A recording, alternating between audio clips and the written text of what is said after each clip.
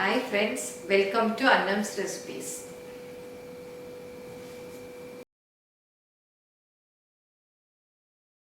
இன்னைக்கு முறுக்கு வடகம் எப்படி செய்யலாம்னு பார்ப்போம்.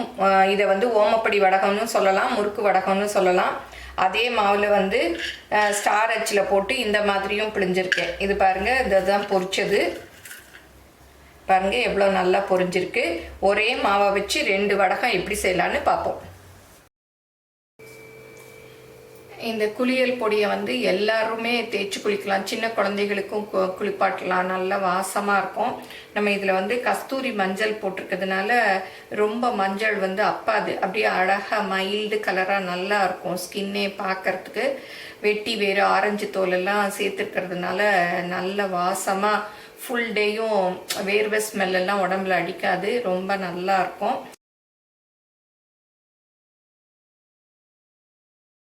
நான் ஏற்கனவே வந்து முறுக்கு வத்தல் எல்லாமே போட்டிருக்கேன். எங்கள் அம்மா கூட அந்த முறுக்கு வத்தல் எப்படி செய்கிறது அப்படிங்கிறதெல்லாம் செஞ்சு காமிச்சிருக்காங்க.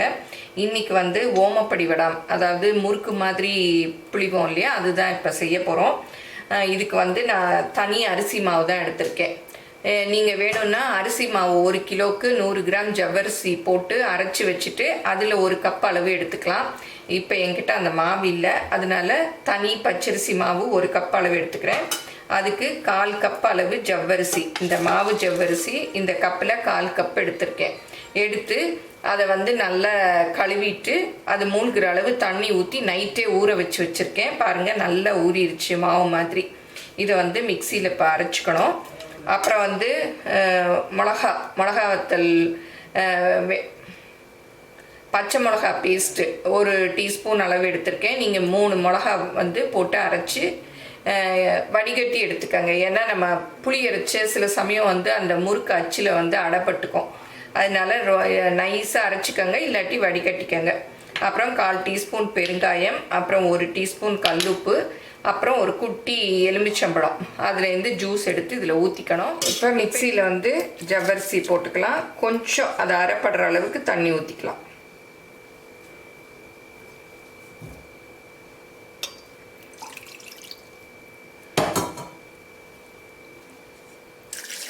ஒரு 1/4 கப் அளவுக்கு ஊற்றிருக்கேன். இப்போ ஜவ்வரிசி நல்லா நைஸாக அரைச்சாச்சு. இதை வந்து இந்த பாத்திரத்தில் ஊற்றிக்கலாம். பாருங்கள், நல்ல கூழு மாதிரி அரைச்சிட்டேன். அப்புறம் நம்ம எடுத்து வச்சுருக்கோம் இல்லையா இந்த பச்சரிசி மாவு, இதையும் போட்டுக்கலாம். இதில் நீங்கள் வந்து வெறும் பச்சரிசி மாவில் கூட பண்ணுறதுனாலும் பண்ணலாம். ஜவ்வரிசி போட்டால் இன்னும் வடகம் வந்து நல்லா கிறிஸ்பாக டேஸ்ட்டாக இருக்கும், அதனால தான் நான் போட்டுக்கிறேன். இப்போ மாவெல்லாம் இதில் போட்டாச்சு. இதுக்கு தண்ணி ஊற்றி கொஞ்சம் கரைச்சிக்கலாம். இப்போ வந்து இதில் 1 கப்பு மாவு எடுத்திருக்கேன். இதுக்கு 2.5 கப்பு அளவு தண்ணி ஊற்றணும். எந்த வடகம் கட்டையில் புளியறதா இருந்தாலும் 1க்கு 2.5 கப்பு தண்ணி ஊற்றிக்கணும். இப்போ நான் இந்த ஜவ்வரிசி அரைச்சோம் இல்லையா, அதை கூட கழுவி வச்சுருக்கேன், அப்படி ஊற்றிக்கலாம். நான் வந்து 1 கப்பு தண்ணியில் இந்த மாவை கரைச்சிக்க போகிறேன். மீதி 1.5 கப்பை வந்து நான் இந்த வானலியில் ஊற்றி அப்படியே அடுப்பில் வச்சு கொதிக்க வைக்கணும். 1, இது வந்து 1/2. இதில் வந்து அப்படியே கல் உப்பு போட்டுடலாம். இந்த மிளகா பேஸ்ட்டையும் ஊற்றிடலாம். பெருங்காயத்தையும் போட்டுடலாம். இதை போட்டு அடுப்பில் வச்சு அப்படியே நல்லா ரொம்ப கொதிக்க விட வேண்டாம். இப்போ இந்த மாவை கட்டி இல்லாமல் கிளறிக்கலாம். சிலர் வந்து தண்ணி கொதிக்கிறச்சே போட்டு கூட அப்படியே தூவி கிளறுவாங்க. அது வந்து கொஞ்சம் கட்டி பட்டுருச்சுன்னா கொஞ்சம் கஷ்டமாக இருக்கும். இந்த மாதிரி பண்ணிக்கிட்டிங்கன்னா கொஞ்சம் ஈஸியாக இருக்கும் நமக்கு போட்டு கிளறதுக்கு. பாருங்கள், நல்லா மிக்ஸ் பண்ணியாச்சு, நல்லா கட்டியே இல்லை. உங்களுக்கு எது சௌரியமோ அந்த மாதிரி நீங்கள் போட்டு கிளறிக்கலாம். உப்பு, பெருங்காயம், பச்சை மிளகாய் எல்லாம் போட்டேன் இல்லையா, இதை வந்து அடுப்பில் வச்சு குறைச்சி வச்சு கொதிக்க விட்டுட்ருக்கேன். இதில் வந்து நம்ம கரைச்சி வச்சுருக்கோம் இல்லையா, அந்த மாவையும் போட்டுக்கலாம். தண்ணி வந்து ரொம்ப மளமளன்னு கொதிக்க வேண்டாம், நல்ல அது லேசாக சூடு வந்துருச்சு. நல்லா கட்டி இல்லாமல் மெதுவாக கிளறணும். அடுப்பை வந்து குறைச்சி வச்சுக்கணும். ஏற்கனவே வந்து எங்கள் அம்மா இதே வடகம், முறுக்கு வடகம் வந்து குக்கரில் வச்சு செஞ்சு காமிச்சாங்க. இது வந்து நம்ம சும்மா அடுப்பில் வச்சு கிளறலாம். கொஞ்சம் நல்லா இந்த மாதிரி பண்ணிட்டீங்கன்னா கட்டி இல்லாமல் வரும். விஸ்கில் கூட வச்சு பண்ணிக்கலாம். நீங்கள் அடுப்பை கூட ஆஃப் பண்ணிவிட்டு நல்லா கட்டி இல்லாமல் மிக்ஸ் பண்ணிவிட்டு அப்புறம் பற்ற வச்சுக்கலாம். ஏன்னா அடுப்பை வச்சுக்கிட்டே கிளறினீங்கன்னா சில சமயம் அப்படியே கட்டி ஆகிடும் ரொம்ப. இப்போ நான் அடுப்பை வந்து ஆஃப் பண்ணிட்டேன். நீங்கள் அடுப்புலேருந்து இறக்கி வச்சு கூட இந்த மாதிரி கட்டி இல்லாமல் மிக்ஸ் பண்ணிவிட்டு அப்புறம் அடுப்பில் தூக்கி வச்சு கிளறலாம். இந்த கட்டியெல்லாம் அப்படி கரண்டியால் மசிச்சு விட்டிங்கன்னா அப்படியே மசிஞ்சிரும். பாருங்கள், இப்போ நல்லா மிக்ஸ் ஆயிடுச்சு. இல்லை மாவை ஃபுல்லுமே அந்த 2.5 கப்பு தண்ணியிலே கூட கலக்கிட்டு கூட நீங்கள் ஊற்றி வச்சு கிளறலாம். நம்ம வசதி தான், எப்படி ஈஸியாக வருதோ அந்த மாதிரி கிளறிக்க வேண்டியதுதான். இப்போ அடுப்பை ஆன் பண்ணுறேன். இது அப்படியே கைவிடாமல் நம்ம கூழெல்லாம் காய்ச்சிரும் இல்லையா, அந்த மாதிரி கைவிடாமல் கிளறணும், அவ்வளோதான். அடுப்பை வந்து குறைச்சி வச்சுட்டு கிளறுங்க. இந்த வடாமெல்லாம் கிளறதுக்கு அடிகனமான பாத்திரம் வச்சுக்கோங்க. அடி கனம் இல்லாட்டி அப்படியே அடியில் பிடிச்சிரும். இப்போ பாருங்கள், திக்காயிட்டே வருது. இந்த மாதிரி சின்ன சின்ன கட்டிகள்லாம் வந்தால் ஒன்றும் பயப்பட வேண்டாம். நம்ம அப்புறம் ஆறின பிறகு பிசைஞ்சு தான் போடுவோம், நல்லா வந்துடும். பாருங்கள், இப்போவே நல்லா திக்காயிட்டு வருது. இந்த மாதிரி மரக்கரண்டி வச்சுட்டிங்கன்னா உங்களுக்கு கிளறதுக்கு சௌகரியமாக இருக்கும் எவர் சில்வரை விட. நீங்கள் நிறைய செய்கிறதா இருந்தால் நைட்டே கூட செஞ்சு வச்சுட்டு காலையில் ஆறினதும் பிழிஞ்சு விட்டுக்கலாம். இந்த மாதிரி அடியில் பிடிக்காத மாதிரி கிளறணும். பாருங்க, நல்லா அப்படியே சுருண்டு வந்துருச்சு. பாருங்க, தெரியுது பாருங்க. அப்படியே இப்படி எடுத்தோன்னா அப்படியே நல்லா வருது பாருங்கள். இந்த மாதிரி வரணும். போதும், அடுப்பு ஆஃப் பண்ணிடலாம்.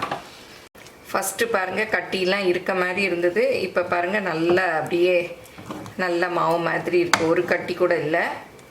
இப்போ இது வெந்துருச்சான்னு எப்படி செக் பண்ணுறதுன்னா, கையை தண்ணியில் நனைச்சிட்டு இப்படி தொட்டு பார்க்கணும். பாருங்கள், ஒன்றுமே ஒட்டலை, நல்லா வெந்துருச்சு.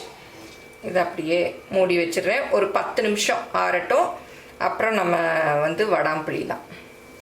இப்போ 10 நிமிஷம் ஆயிடுச்சு. பாருங்கள், நல்லா அப்படியே வெண்ணெய் மாதிரி இருக்குது. இந்த எலுமிச்சம்பழ ஜூஸு புழிஞ்சு வச்சுருக்கேன். இது வந்து 1 டீஸ்பூன் அளவு இருக்கும். இது அப்படியே நல்லா ஊற்றிக்கலாம். சூடோடு ஊற்றிட்டா கொஞ்சம் கசப்பாக இருக்கும். இப்போ ஆறிடுச்சு. இதை ஊற்றி நல்லா மிக்ஸ் பண்ணிக்கணும். இன்னும் கூட சூடு இருக்குது, வெது வெதுன்னு இருக்குது. நீங்கள் வீட்டில் செய்கிறதா இருந்தால் நல்லா ஆறின பிறகு செய்யுங்க. பாருங்கள், ஒரு கட்டி கூட இல்லை, சூப்பராக இருக்குது வடா மாவு. நான் இன்றைக்கி வந்து இந்த முறுக்கு அச்சில் தான் பிழிய போகிறேன். இது வந்து அப்படி குட்டி குட்டி ஹோல்ஸ் இருக்குது, அதை விட பெருசு இந்த மாதிரிலாம் இருக்குது. உங்களுக்கு எது வேணுமோ அந்த சைஸில் பிழிஞ்சுக்கோங்க. இதுதான் வந்து கொஞ்சம் சின்னதாக இருக்குது, ஓமப்படி சைஸில் இல்லை, பட் அதை விட கொஞ்சம் பெருசாக இருக்குது. இப்போ இந்த அச்சில் கொஞ்சம் எண்ணெய் தடவிக்கலாம். ஏன்னா நம்ம புளி அரைச்ச மாவு அப்படியே ஒட்டிக்கும். இந்த மாதிரி உள்ள கொஞ்சம், அப்புறம் இங்கே ப்ரெஸ் பண்ணுவோம் இல்லையா, இந்த இடத்துலையும் கொஞ்சம் எண்ணெய் தடவிட்டால் கொஞ்சம் ஈஸியாக வந்து நல்லா வரும். இப்போ இதுலேருந்து கொஞ்சம் மாவு எடுத்து அப்படி வச்சுக்கலாம். பாருங்கள், எப்படி நல்லா வெண்ணெய் மாதிரி இருக்குது. இப்போ இந்த பெரிய பிளேட்டில் ஒரு கிளாத் போட்டுட்டு அதில் அப்படியே பிழிஞ்சு விட்டுடலாம். பாருங்கள், எவ்வளோ ஈஸியாக வருது. உங்களுக்கு எவ்வளோ சைஸ் வேணுமோ அந்த அளவு பிழிஞ்சுக்கோங்க. இதில் வந்து நீங்கள் ஜீரகம் வேணுனாலும் போட்டு புளியலாம். ஆனால் சில சமயம் என்ன ஆகும்னா, இந்த கட்டையில் நம்ம புளிகிறோம் இல்லையா, அப்போ வந்து அடைச்சிக்கும் ஹோல்ஸில். அதனால தான் நான் போடல. இல்லை நீங்கள் ஜீரக பொடி இருந்ததுன்னா கூட போட்டுக்கோங்க. இப்போ பாருங்கள், இந்த பிளேட்டில் ஃபுல்லும் பிழிஞ்சாச்சு. இதை அப்படியே வெயிலில் கொண்டு போய் மாடியில் காய வைக்க வேண்டியதுதான்.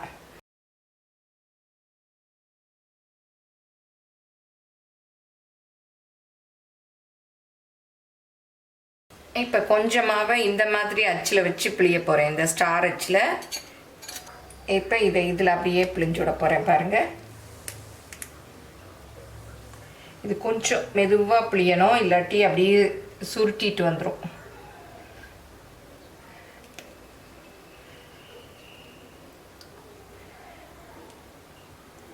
அப்படியே இழுத்துட்டே போயிடணும்.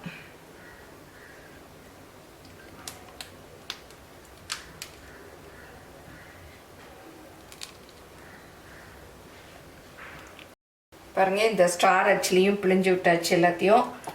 பாத்திரத்துலேயும் ஒன்றுமே ஒட்டலை பாருங்கள், மாவெல்லாம் க்ளீனாக வந்துருச்சு.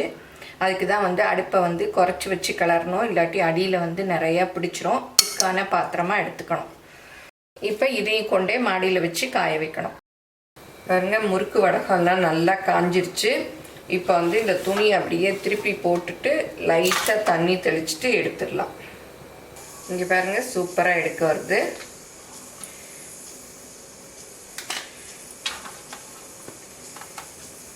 சிலது வந்து அப்படியே நொறுங்கி இருக்கு. அதனால நீங்கள் வந்து என்ன பண்ணணும்னா அகலமாக புளியாமல் அடர்த்தியாக புளியணும்.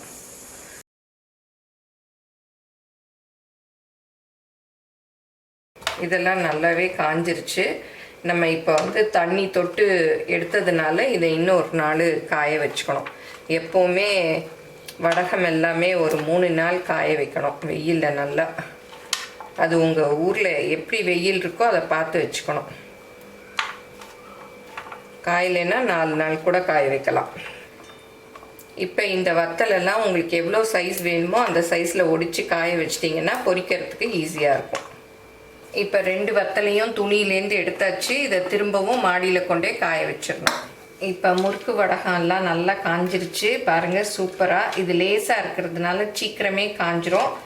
அதோட நான் ஸ்டார் அச்சில் புளிஞ்சேன் இல்லையா, அதுவும் காஞ்சிருச்சு பாருங்கள். நல்லா இந்த மாதிரி சவுண்ட் கேட்கணும். இந்த மாதிரி கட்டையில் புளியறது எல்லாமே சீக்கிரம் காஞ்சிரும்.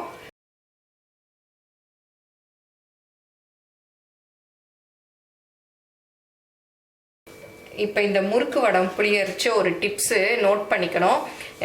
நான் வந்து இதை அகலமாக புளிஞ்சிட்டேன். அகலமாக புளியறதுனால என்ன ஆகுதுன்னா இந்த ஓரத்தில் இருக்கிறதெல்லாம் வந்து உடஞ்சி போயிடுது. அதனால அப்படி குமியலாக வந்து புளிஞ்சிக்கங்க. அப்போ தான் வந்து அப்படியே நம்ம உரிச்சு எடுக்கிறச்சு கூட உடையாது. அது மாத்திரம் பார்த்துக்கங்க. பாருங்கள், இங்கே உள்ளதெல்லாம் கொஞ்சம் உடஞ்சி போயிடுச்சு. சிலதுலாம் அப்படியே இந்த மாதிரி இருக்கிறதெல்லாம் நம்ம எடுத்து வைக்கிறச்சு அப்படி உடஞ்சிருது. அதனால இப்படி உள்ளடங்கின மாதிரி புளிஞ்சுக்கோங்க. இப்போ இந்த முறுக்கு வடகத்தை எல்லாம் பொரிச்சு பார்க்கலாம். இதுக்கு வந்து எண்ணெய் காய வச்சுருக்கேன். நல்லா சூடு வந்துருச்சு. இப்போ இதை எண்ணெயில் போட்டு பொரிச்சு பார்க்கலாம். இந்த மாதிரி கிளறி விட்டுட்டே இருந்தால் நல்லா பொரிஞ்சு மேலே வந்துடும். இது சீக்கிரம் பொரிஞ்சிடும். பாருங்கள், நல்லா பொரிஞ்சிருச்சு, வெள்ளையாகவும் இருக்குது. இதுக்கு மேலே விட்டிங்கன்னா செவந்துடும். இப்போ இந்த முறுக்கு வடம் போடலாம்.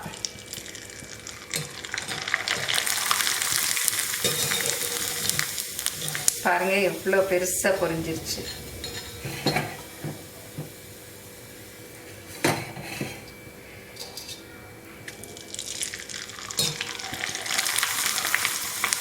சூப்பராக பொரிஞ்சிருக்காரு. இது வந்து திருப்பி விடணும்னு கூட இல்லை, அப்படி லேசாக இருக்கிறதுனால நல்லா பொரிஞ்சிடும்.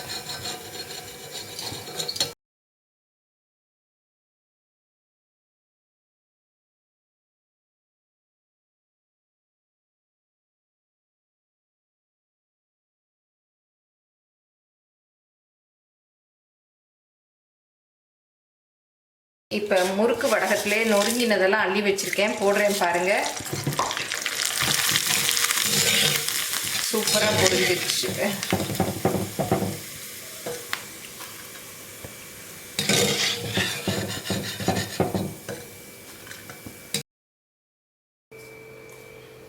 இந்த குளியல் பொடியை வந்து எல்லாருமே தேய்ச்சி குளிக்கலாம். சின்ன குழந்தைகளுக்கும் குளிப்பாட்டலாம். நல்லா வாசமாக இருக்கும்.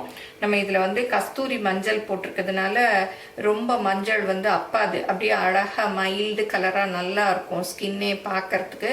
வெட்டி வேறு ஆரஞ்சு தோலெல்லாம் சேர்த்துருக்கிறதுனால நல்ல வாசமாக ஃபுல் டேயும் வேர்வை ஸ்மெல்லாம் உடம்புல அடிக்காது. ரொம்ப நல்லா இருக்கும்.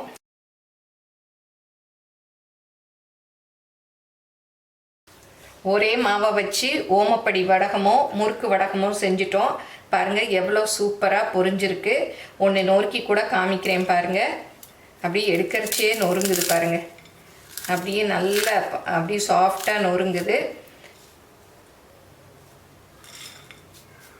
இது வந்து லேசாக இருக்கிறதுனால ஓமப்படின்னு நம்ம சொல்கிறோம். ஓமப்படி வடம்னு நீங்கள் எந்த அச்சில் வேணாலும் பிழிஞ்சிக்கலாம். இதை எல்லாரும் செஞ்சு பாருங்கள். எப்படி வந்ததுன்னு உங்கள் கமெண்ட்ஸை சொல்லுங்கள். பிடிச்சிருந்தா உங்கள் ஃப்ரெண்ட்ஸுக்கும் ஷேர் பண்ணுங்கள். எங்கள் சேனலை மறக்காமல் சப்ஸ்கிரைப் பண்ணுங்கள். ஃபேஸ்புக், இன்ஸ்டாகிராமில் அன்னம்ஸ் ரெசிபீஸை ஃபாலோ பண்ணுங்கள். தேங்க்யூ.